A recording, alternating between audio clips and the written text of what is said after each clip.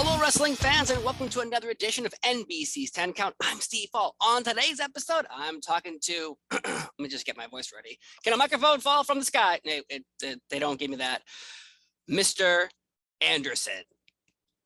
You gotta have them both. How you doing today? I'm good. How are you doing? Oh my God, I am doing super. And I guess the first question is, where did that mic drop come from? And you dropping both your last names at the same time? It was one of the writers at WWE. His name is escaping me right now, but the first person who pitched it to me was Dave Lagana, who was the head writer of SmackDown when I first started there. And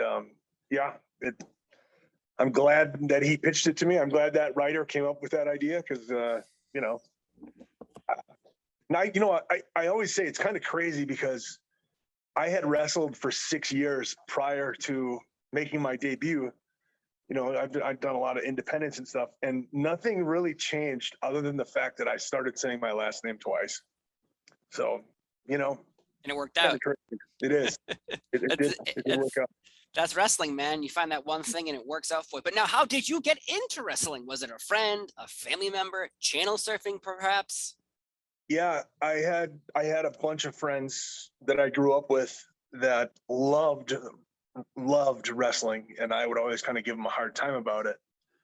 I was not so much a fan. And, one day I was at his house and he suggested that we were going to watch Monday Night Raw because there was this guy that was really tearing things up, and I was going to really like it. So I reluctantly agreed, and short time later, I hear this glass breaking, and this bald son of a gun came to the ring, driving a pickup truck and swilling a 6-pack of beer. Right. And I remember thinking, okay, he's cool. Everything else still sucks, but he's cool. And then I started watching week after week just to see what he would do. And pretty soon I was like, well, okay, The Undertaker's cool too. And then slowly but surely, I got completely roped into it. And before long, I was completely that's all I would talk about is wrestling. And I went to wrestling. I would go to parties and we would talk about wrestling. We would be hitting moves on each other, of course. Almost backyard wrestling. And then I was at a party one night and somebody said, hey, you can go to school. You can go to wrestling school and learn how to do this stuff. And I had never even considered it. And that was it. I left the party. I went home and I searched online for a wrestling school. And I remember thinking the closest one is going to be Chicago, right? Because I was in Green Bay, Wisconsin. I was like, there's definitely not going to be anything in Wisconsin. And I looked up wrestling schools in Chicago and I found one and I reached out to them. And that person knew of a guy who was starting a school in Green Bay. And he just happened to drop my name to that guy. And I was his first student. Wow. Look at that. And that's amazing. And now, when you came to the WWE, you had storylines with Shawn Michaels, Undertaker, Ric Flair. You had this amazing undefeated streak when you were defeating world heavyweight champions left and right. How much fun were you having when you first had this initial run of just destroying everybody, it seemed like? People would ask me, is it everything that you had imagined it would be? And I would say yes, and so much more. It was just the first few years in WWE were just money. I had so much fun, and it's crazy how it went from me barely being, trying to figure out, do I have enough money for dish soap or potatoes, having to put one back to I'm traveling the world 5 to 7 days a week, sometimes depending on if we did overseas tours. It was just crazy. That's amazing. And so you're also the last man to wrestle Eddie Guerrero on TV. Now, that's obviously an unfortunate honor, but at the same time, an honor. So how do you feel about that? Because obviously Eddie Guerrero meant so many things to so many different people. And still today, people still talk about Eddie Guerrero, the influence he had on them. So for you, last match on TV with him, how does that make you feel? Yeah, I don't know, man. It's kind of I don't know how to answer that question, honestly. It just sucks that he's gone. I'm fortunate. I'm happy that I was able to be a part of his history at all. just the fact that I was able to get in the ring with him a few times and learn from him. I remember after that match that night, we came back and he had some, he's trying to get me to slow down a little bit. It's just like, got to listen to the people a little more. And if I watch back, I could see those areas, those parts where I was rushing. Mm. But I don't know, it was just a great honor to have wrestled him at all. And unfortunately, it just sucks that it happens to be, that was his last match. Right. And again, everyone is affected in so many different ways by Eddie Guerrero. Still to this day, anyone you see frog splashes, you associate them with Eddie Guerrero, and everyone still does the dance and the Three Amigos, and people are still doing that. So I think nobody does it the way Eddie did it, though. Of course not. Yeah, right. Even people that tried the Three Amigos, I've never seen it done the way that he switches those hips. And sometimes I feel like when people do it, and some fans go, well, you are trying to, they're upset that someone is trying to honor Eddie Guerrero, and they're like, you don't deserve to honor Eddie. It's like, no. We can honor Eddie Guerrero all day, every day. Yeah, anybody can honor him, and I think that's crazy to say that somebody's not of a certain caliber to honor someone. It's crazy. I know, it is insane. Let's talk about something else that's insane. You won the Money in the Bank at WrestleMania 23, and this was this was for me one of the biggest moments as a fan at the time, because I was deep into Mr. Kennedy. I was invested, but unfortunately, you got injured. But yet, then suddenly the Money in the Bank you had to get defeated by Edge, and Edge now has the Money in the Bank. But yet, the medical report is saying you'll be out for 8 months. And then suddenly it's revealed, oh, no, I'm sorry. No, it's not. It's not as severe. So in reality, you possibly could be a former world heavyweight champion cashing in the Money in the Bank. Now, does that medical report piss you off a little bit? Because it seemed like everything is going the right way, and then suddenly everything didn't go the right way. It is what it is. I can't change things that happened in the past. Yeah, it was kind of crazy. Hearing the whole story of how it played out, I felt something pop in my triceps. My arm swelled up. My arm turned black and blue. Hornswoggle drove me to the hospital that night. I went to the emergency room. They took they did an MRI, which I hate. I'm claustrophobic, and those things suck. You're in tight. Yeah. So I did the MRI, and then I'm waiting in my hotel room. Stephanie called me and said, Ken, you tore your triceps off the bone. Now, they had already told me 2 or 3 days earlier that I was going to be winning the title from Taker. They told me that hey, we're going to, Taker, because Taker was hurt too. He needed to have biceps surgery.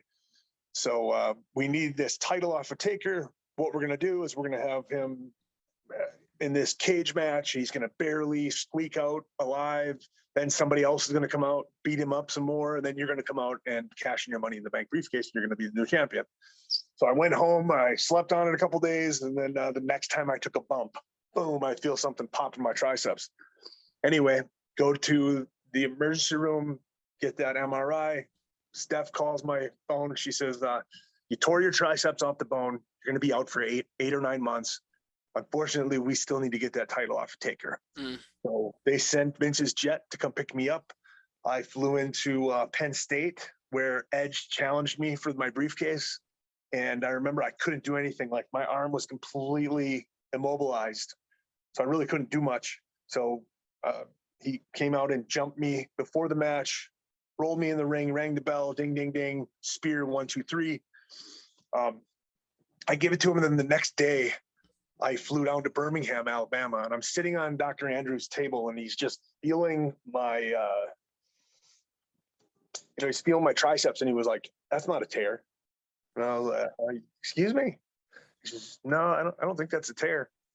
Let's check it out again. I can't find your MRI, so we're gonna have you take another MRI. Thankfully, but then they did another MRI, and for sure, it was just like some blood vessels that had popped in my arm. So I was out 5 or 6 weeks. Wow, that is interesting. do you feel like the first medical report was from the doctor you went to emergency room with Hornswoggle? Do you feel like that one obviously was wrong? But Stephanie called you and was like, "Hey, we got the report. You have this issue, so you'll be out." I think looking back on it, Hornswoggle had something to do with it. Like, I'm kidding. I'm like, excuse me. You just made headlines, my friend, with that comment. Oh my God. I'm sitting here thinking conspiracy theories. I'm like, no, oh my considering God. like he ended up, I was supposed to be Vince's son, right? Then he got that spot. Like, I think it just dawned on me now. He was there with me. He did something to those medical reports. He cheated. Because again, at the time, it's so strange to think that, oh, hey, by the way, one day later, you find out that your medical report is different. And then if they waited one day, you still technically can attack it, take it from behind and get the title. You wouldn't defend it for 5 weeks or 6 weeks because of your arm. Right. And maybe that's their concern. But yet they told you, hey, you're up for 9 months. Hey, you're not going to get the Money in the Bank anymore. And for me, as a fan watching you on TV, it made you look kind of a little stupid because as a good guy, a baby face, you're like, yeah, sure, Edge, I'll put up my briefcase even though you never had to. Yeah. So it made you look a little strange on TV. It totally. And I looking back on it, I see that same thing. And even at the time, I was like, oh, this makes me look stupid. I have a year to cash this thing in. Even if I was gone for 9 months, like I could take the time off, get well, and then come back. Like, I remember thinking, like, there's got to be a different way that you can get the title off Taker, right? Like, what if you didn't have the Money in the Bank? You'd figure something out. Yeah. But I didn't want to argue. I wasn't going to be one of those guys that argued and complained about creative. So I just thought, like, this is what they've got. This is what they've come up with. So I did my job, and yeah. Yeah. Hindsight, I probably should have fought a little harder for it. But...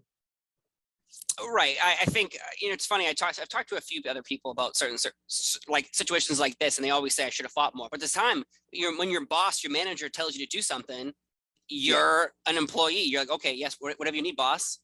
Well, that's just it. And it would always irritate me, like reading the dirt sheets and stuff like that, because a lot of times the things that people are complaining about, we agree with, like, of course, where, as you said, you're an employee of the company, and you either, if Vince right now says, hey, I want you to go out to the ring, juggling chainsaws, riding a unicycle and wearing a pink tutu, like, you have a decision to make.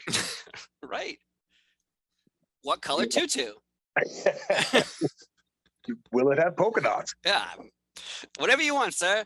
But yeah, I'm just happy I was able to sit here and talk to you about that, because that's a situation I think a lot of fans wanted the answer on, and your feelings, because that is something that seemed like you were going all the way up, and then suddenly it just got flipped upside down on you, and other things happened. As you mentioned, online, people believed you were supposed to be Vince McMahon's son, and the story leaks online. Dave Meltzer, all those dirt sheets at the time reveal that you're going to be the son. Now, were you told you were going to be the son, and the internet kind of spoiled that, and then they were like, oh, we'll throw him off by giving him to Hornswoggle?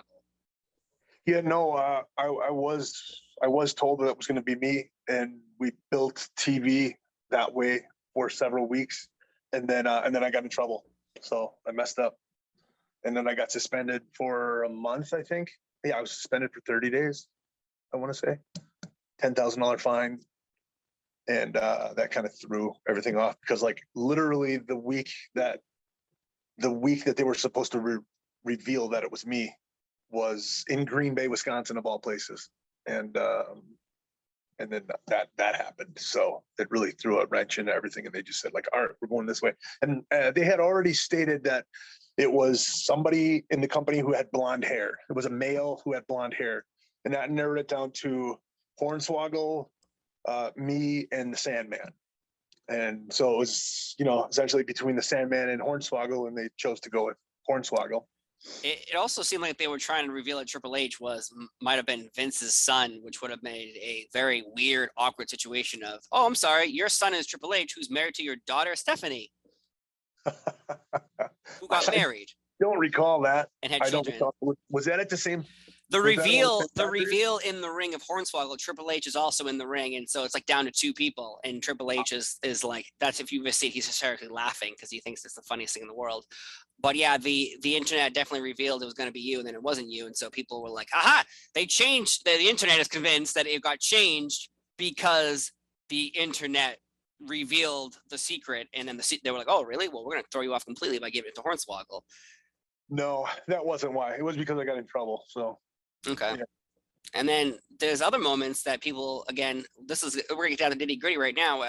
You're in a match with John Cena. John Cena doesn't move. He injures himself. You're in the match though, so you obviously get the blame, I'm assuming. And at the time, Randy Orton also complains that you gave him a back body drop and he landed on his head and neck, which if you landed on your head, you would be a lot more injured. So there's John Cena, Randy Orton, the stories online are they both complain, politicked, and complain about you, and that kind of set you off onto a bad path and you were out of the company. Is any of that true? To be honest with you, I have no idea. I don't know if any of that's true. I don't know. To me, it doesn't really matter. Even if that was true, it's part of my history, and I can either complain about it and whine about it, or I can just move forward. Of course. I made a lot of mistakes. Ultimately, I am the one who's responsible for getting me fired. But like, even if those guys did some behind the scenes talking or whatever, I was in enough of a situation where Vince would listen to that, like if that was in fact the case, if that was the straw that broke the camel's back. But I didn't do myself any favors while I was there. Like, and I'll tell you what, like, that's one thing that I'm able to give to my students, because I've been training people now for the last 4 or 5 years. And I'm able to like take the mistakes that I made in the ring and politically in the business and sort of like, hey guys, don't do this, and I know it's like every parent always says stuff like that to their kids, and their kids don't touch the stove, it's hot, and the kid has to touch the stove because it's hot. But maybe somebody along the way will listen to me. They won't have to endure the same experiences that I went through. I think your career in the WWE, and of course TNA as well, there's so much like up and down, up and down, up and down. And the ups were fans were deep into your character and wanted you to succeed. And of course, everything that seems they're about to go right goes wrong. Everything that's about to go right goes wrong. And it's like, it doesn't make sense to me because your character was so popular. And like, you knew how to speak. And I think in wrestling, it turns into this like, well, yeah, you can do flips all day long, but if you can't talk them into the arena, well then who cares how many flips you can do? So do you think like your talking skills really are like your strong point versus wrestling? Your character is more driven than the wrestling. Yeah, definitely. Yep. Yeah. Because and then of course you mentioned your outside projects. You have a wrestling school training all these wrestlers. And please, folks, listen to Mr. Innocent. If you're going to touch the stove, don't touch it too hot. Don't burn your hand off. Get the tips. Get the tip of the finger, not the whole hand. But I also think that like I have a lot of. I think I'm not going to put myself in his category, but just as an example, there's a guy by the name of Nick Dinsmore who wrestled as Eugene, right? And he is arguably one of the best technical wrestlers in the world today, or the best technical wrestlers in the world for like the last 15, 20 years. But when he wrestled as Eugene, he realized Eugene wouldn't wrestle this extreme technical style. So like he just did what he needed to do to get that character over. Mm-hmm. And I think I know more about wrestling than than you would see by my body of work in the ring. Do you know what I'm saying? Of course. Yeah. Well, I can't, it's like I can't see everything you're doing, but I think everyone knows that what you're doing is right. And and then one final question though, what are your goals for the year? Because we're hitting halfway point now. So what do you got going on? I just want to. We reopened our school successfully after a 2-year hiatus because of COVID, and we're in a new facility. It's absolutely phenomenal. we're just happy and happy to be training people again. And I think the people that have been training with us, we've been back up and running now for 10 weeks. Nice. And sometimes I try to give them as much as I possibly can, as much bang for their buck. They pay us tuition for 6 months worth of training, and we train 5 to 6 days a week, and we train like 6 hours a night.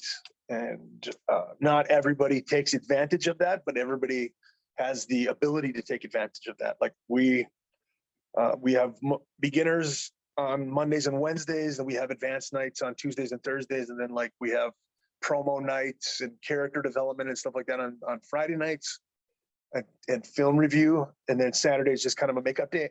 But I allow everybody to come to every single day if they want to. So, where can they find information about your school? You can go to the academy, SOPW.com, or you can text me directly, 507-722-2776. Again, that's 507-722-2776. And just reach out if you have any questions, if you're thinking about getting into the business, and we'll try to set you on the right path. Outstanding. Well, Mr. Anderson. Kennedy. Oh, that's better. I like that last name. Folks, thank you so much for watching NBC's 10 Count. I've been Steve Hall. He's been Mr. Kennedy. Anderson. Have a wonderful day, and we'll see you next time. Bye.